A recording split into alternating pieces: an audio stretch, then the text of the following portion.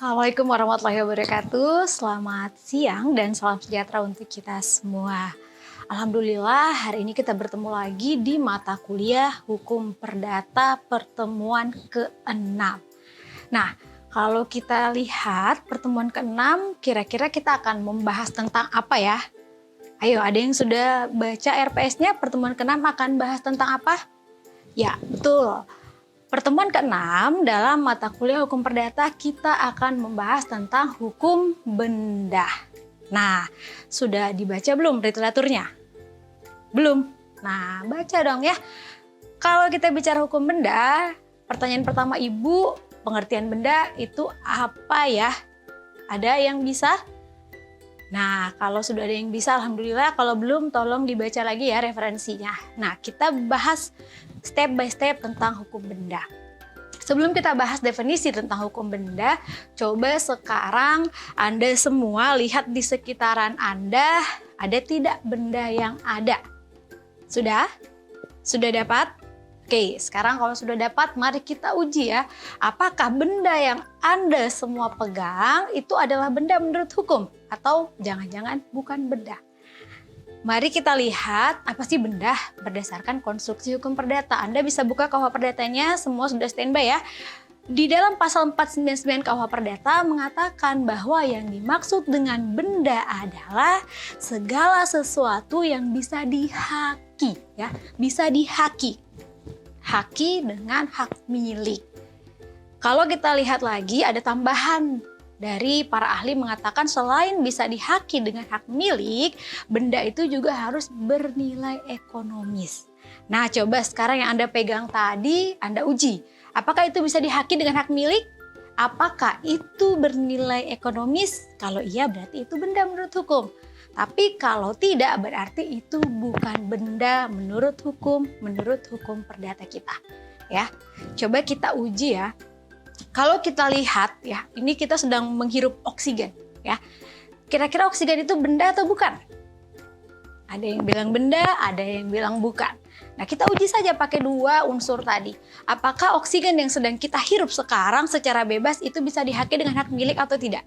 Ada yang punya hak miliknya? Yang kedua, apakah dia bernilai ekonomis atau tidak? Nah, kalau oksigen yang sedang kita hirup secara bebas ini tidak bisa dihaki, tidak ada yang menghaki ya secara hukum, kemudian tidak juga bernilai ekonomis.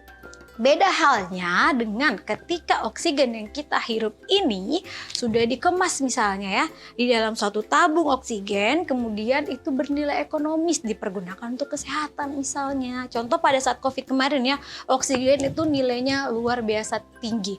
Sehingga pada saat setelah dikemas ya bisa dihaki dengan hak milik dan memiliki nilai ekonomis, disitulah dia bisa dikatakan sebagai benda berdasarkan konstruksi hukum perdata. Paham? Bisa dimengerti ya? Nah, kalau kita berbicara tentang benda, khususnya pada pertemuan kali ini, pertemuan ke-6, kita akan bahas tentang pengertian benda tadi sudah Ibu jelaskan. Kemudian selanjutnya kita akan bahas tentang klasifikasi benda dan hak-hak kebendaan. Ya. Nah, kalau kita berbicara mengenai benda sendiri, tentunya diatur dalam Kitab Undang-Undang Hukum Perdata. Pertanyaan Ibu selanjutnya, kira-kira benda pengaturannya dalam KUH Perdata ini bersifat tertutup atau terbuka? Ada yang bilang tertutup, ada yang bilang terbuka. Nah, yang benar adalah terbuka ya. Salah, tertutup ya.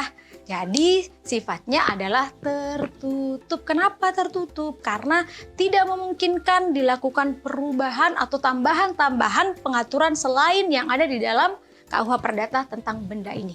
Yang mengatur tentang benda ini. Beda halnya nanti ketika kita bicara tentang buku 3 tentang perikatan itu sifatnya terbuka. Jadi ada nanti kebebasan berkontrak. Anda bisa tuh ya menambahkan sebebas-bebasnya.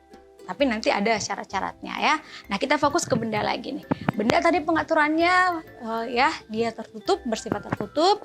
Kemudian selanjutnya kalau kita lihat benda ya, kalau kita mau lihat dia dari dalam konstruksi hukum perdata itu dikatakan dengan zak ya. Zak itu pengertiannya luas. Kemudian kita harus paham setelah kita diskusi tentang pengertian benda tadi, kita harus paham yang selanjutnya adalah klasifikasi benda. Kenapa sih Bu kita harus berbicara tentang klasifikasi benda?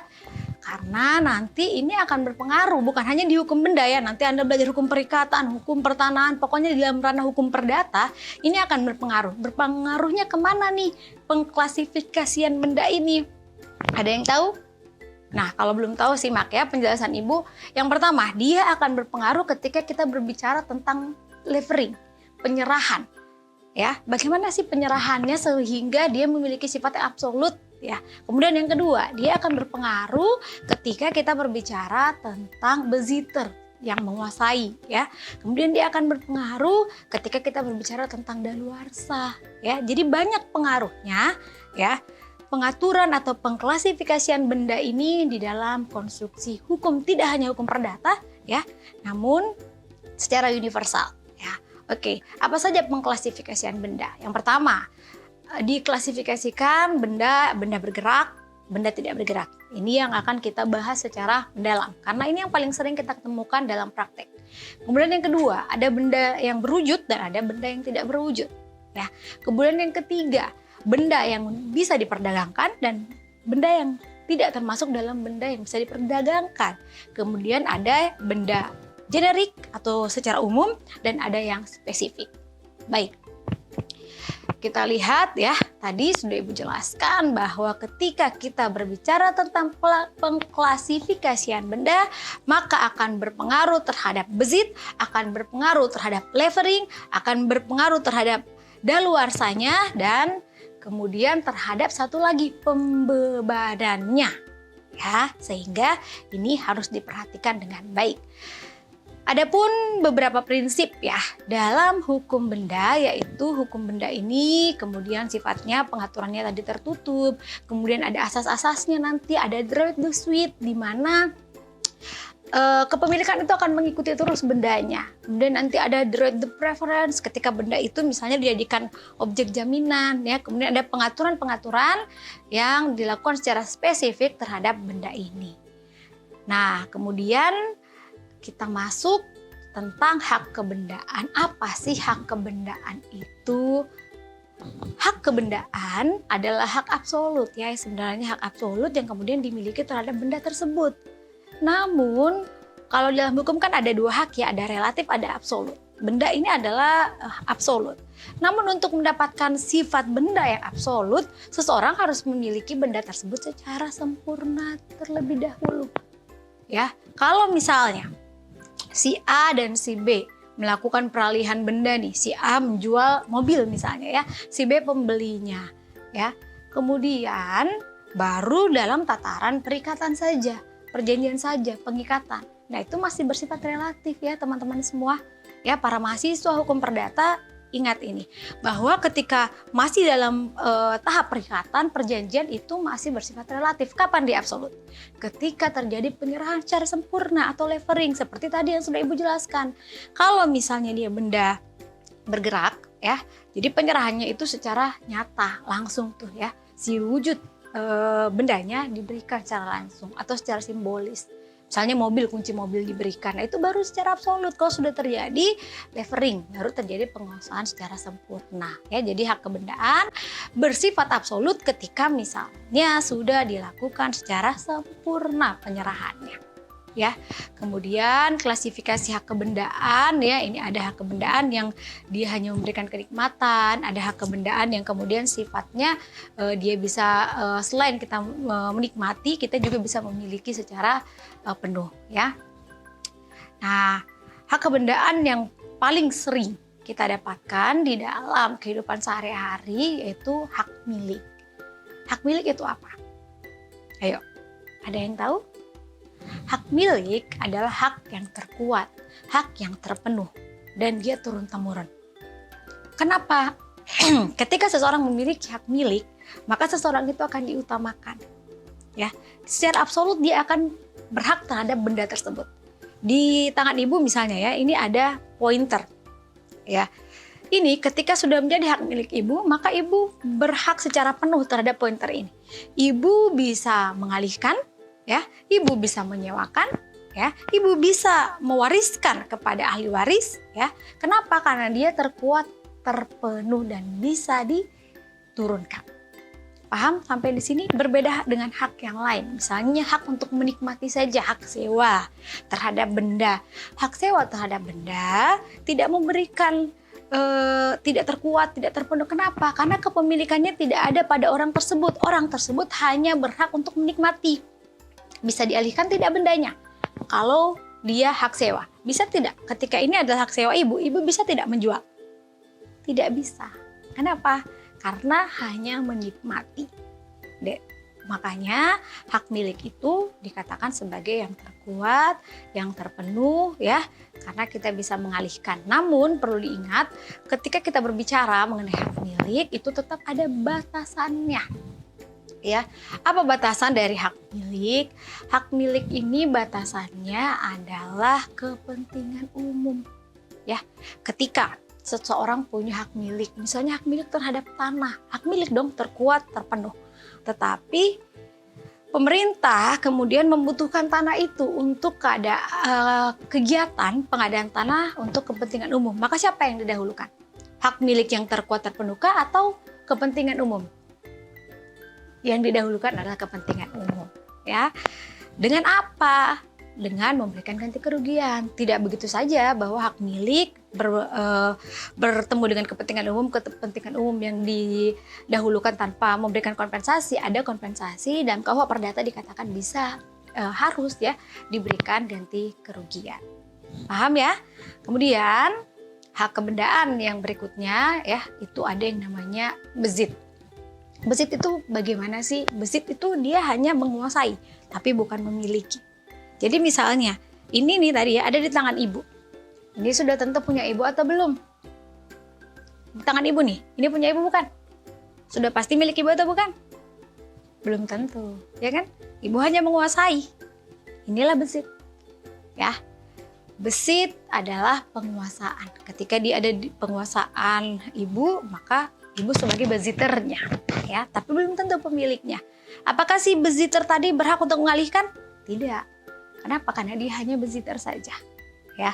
Kemudian untuk beziter sendiri, ya, bezit ini ada yang muncul karena pertama, karena memang dia menghendaki, ya, misalnya terjadi karena hukum misalnya ya.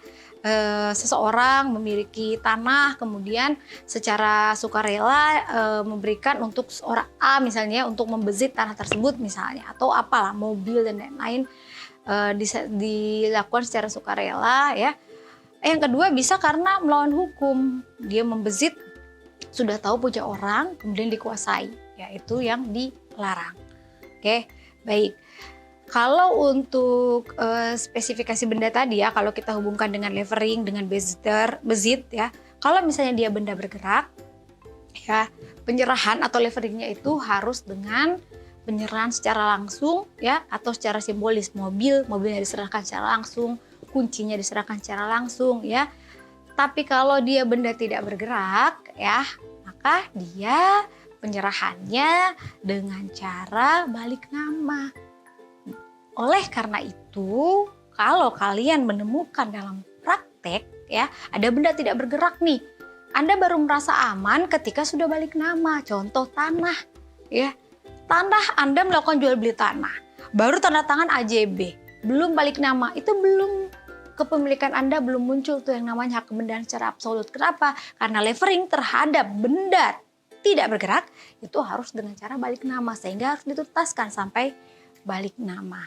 Ya, kemudian ada hak lain ya, ada hak memungkul hasil ya, kemudian ada hak pakai atau hak mendiami. Kalau hak pakai, hak mendiami dia hanya memakai saja ya, hanya mendiami saja, tidak punya hak yang sama seperti hak milik ataupun hak sewa, karena hanya diamanahkan untuk memakai saja atau mendiami saja. Oke? Paham sampai di sini ya? Ibu tadi sudah menjelaskan tentang apa saja? Pengertian dari hak milik, pengertian dari benda, kemudian ciri-ciri benda, kemudian klasifikasi dari benda atau jenis-jenis benda, kemudian leveringnya, kemudian beziternya, kemudian jenis hak yaitu hak miliknya ya, serta hak-hak lain yang sudah Ibu jelaskan tadi. Itulah materi untuk didiskusikan lebih lanjut. Silakan bisa dielaborasi lebih lanjut oleh teman-teman semua. Anda bisa gunakan artikel-artikel terkait, modul, serta buku-buku referensi untuk melakukan elaborasi ya atau tambahan ilmu terkait materi kita hari ini. Sekian dari Ibu, semoga bermanfaat. Assalamualaikum warahmatullahi wabarakatuh.